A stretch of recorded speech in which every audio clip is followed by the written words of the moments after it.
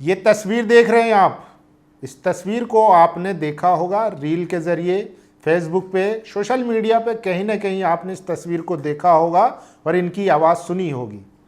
ये है हमास के अल कस्साम ब्रिगेड के spokes person Abu Ubaida. Israel के आईडीएफ ने एक बड़ी खबर उड़ाई, अफवाह फैलाई कि इनको एलिमिनेट कर दिया गया है, जिसको लेकर तमाम लोग जो हैं सोशल मीडिया पर लिखने लगे कि ये एलिमिनेट हो चुके हैं, शहीद हो चुके हैं। लेकिन वो खबर फर्जी निकली। और इज़राइल ने, आईडीएफ ने क्यों खबर वो फैलाई? क्योंकि हमास ने उनके लड़ाकों को बहुत तगड़ी जो है फाइट दी है और एक गहरी चोट पहुंचाई है। 4 सैनिक उनके बंदी बनाकर हमास के लड़ाके ले गए हैं। तो उसी को छिपाने के लिए, उसी फजीयत से बचने के लिए इस तरीके की अफवाहें उड़ाई गई हैं। आप समझिए कि अब ये मैं क्यों कह रहा हूँ, ये जो है हमास के जो स्पोक्स पर्सन है उनकी तरफ से बयान आया है। उनका कहना है कि ये इज़राइल का एक वॉरफेयर होता है, प्रोपेगेंडा, उसी का एक पार्ट है, क्योंकि वो अबू उबैदा को एलिमिनेट करना चाहते हैं। इसीलिए इस तरीके की अफवाह फैलाई गई ताकि वो सामने आए और वो इनको एलिमिनेट कर सके। लेकिन आप समझिए कि 7 अक्टूबर 2023 को जो मामला शुरू हुआ था वो आज तक चल रहा है। इज़राइल संपन्न देश होने के बावजूद, तमाम फाइटर, थाड़ और तमाम तरह के हथियारों से लेस होने के बावजूद भी आज तक वो हमास को हरा नहीं पाया। हमास के महज 40,000 लड़ाके आज भी उससे ज़मीन पर लड़ रहे हैं। आप सोचिए कि पूरे गाज़ा को जो है समतल कर दिया गया है। पूरे जो वहाँ पर घर थे, हॉस्पिटल थे, लाइब्रेरी थी, सबको बमों से उड़ा दिया गया है, लेकिन उनके हौसलों को नहीं तोड़ पाया। आज भी हमास के लड़ाके इज़राइल को टफ फाइट दे रहे हैं। और अभी बीते दिन तो ये हुआ कि उसने इतना बड़ा झटका दिया, उसके टैंकर तक उड़ा दिए और उसके जो सैनिक थे उनको बंदी बनाकर ले जाया गया। ये तस्वीरें आप देख सकते हैं। इसके बाद लग रहा है कि अब इज़राइल में नेतन्याहू की जो पारी है वो समाप्त होने वाली है, क्योंकि लगातार वहाँ की जब आवाम जो है वो उसके खिलाफ प्रदर्शन कर रही है। ओपोजिशन भी लगातार उनके खिलाफ मामला जो है उठा रहा है। लेकिन नेतन्याहू चाहते हैं कि वो किसी भी तरीके से इस युद्ध को जारी रखे और यही एक वो तरीका है जिससे वो जेल जाने से बच सकते हैं। लेकिन हमास देखिए आज तक लड़ रहा है और कल जो वो हमला किया है उन्होंने, वो वाकई में चौंकाने वाला था। पूरी दुनिया को चौंका दिया किस तरीके से उसने टैंकरों को उड़ाया और उनके सैनिकों को, आईडीएफ के जवानों को बंदी बनाकर अपने साथ ले गए। जो दुनिया भर में अपने हथियारों की, अपनी सेना का दम भरता था, वो महज 40,000 जवानों से लड़ नहीं पा रहा है। आईडीएफ के 4 लापता सैनिकों का अभी तक इजराइल को कोई सुराग नहीं मिला। कल बड़ा दावा किया गया कि गाज़ा एयर स्ट्राइक में अबू उबैदा शहीद हुए, झूठा साबित हुआ। हमास ने कहा यह इजराइल चाल थी अबू उबैदा को उनके सुरक्षित स्थान से बाहर निकालने की, ताकि फिर उनको मारा जा सके। तो ये तस्वीर सबसे ज़्यादा वायरल है और ये इस संघर्ष का प्रतीक भी है अबू उबैदा। अक्सर आपने सोशल मीडिया पर रील्स में इनकी आवाज़ सुनी होगी। तो ये प्रतीक बने हुए हैं रेजिस्टेंस का।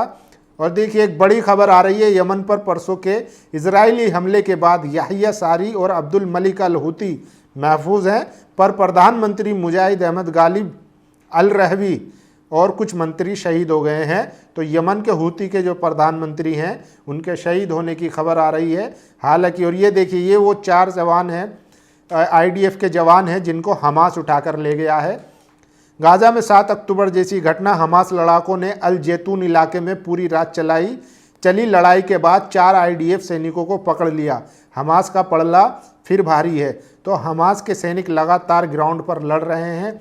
और देखिए उसकी ज़रा पूरी डिटेल में आपको बता देता हूं कि किस तरीके से हमास के लड़ाके जो है वो आज भी लड़ रहे हैं।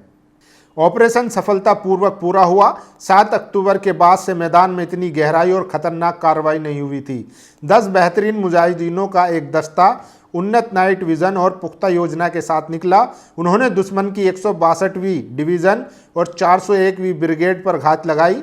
विस्फोटक लगातार दुश्मन की आगे बढ़ती टुकड़ियों को उड़ा दिया और फिर मौके पर पहुंची रेस्क्यू टीमों पर गोलियां बरसाई।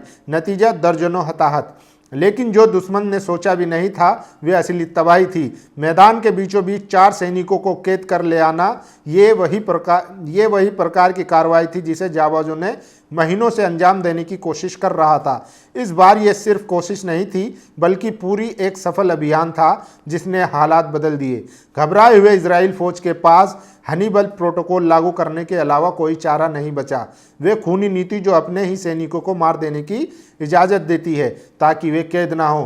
तो हनीबल प्रोटोकॉल समझिए कि जब इनके सैनिक पकड़े जाते हैं तो वो उनको मार देते हैं ताकि वो उनके खिलाफ ना तो कोई सबूत दे सके और ना कोई गवाही।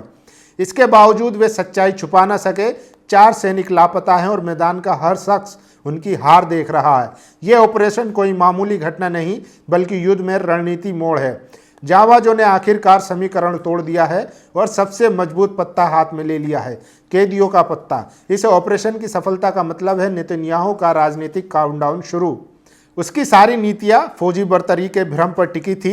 अब जाबाजों ने उसके और उसकी फौज के सामने ऐलान कर दिया है, तुम्हारे सिपाही हमारे कब्जे में हैं और तुम गजा में जैसे दाखिल हुए थे वैसे ही बाहर निकल जाओ।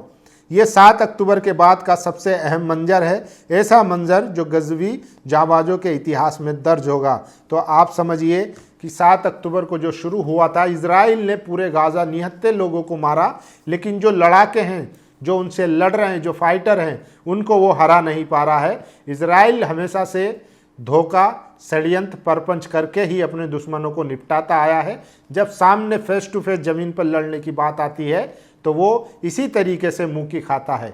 इजराइल की पूरी आईडीएफ को चौंका दिया है कि किस तरीके से उन्होंने हमला करके उनके सैनिकों को कैद कर लिया हमास के लड़ाकों ने। आपने देखा ईरान ने किस तरीके से उसके पूरे जो डिफेंस सिस्टम था कि उसके पास आयरन डोम है, थार है, दुनिया भर की टेक्नोलॉजी है, इजराइल ने उसको 2 दिन के मतलब 7-10 दिन के अंदर उसको जो है सबके सामने उसकी पोल खोल दी थी।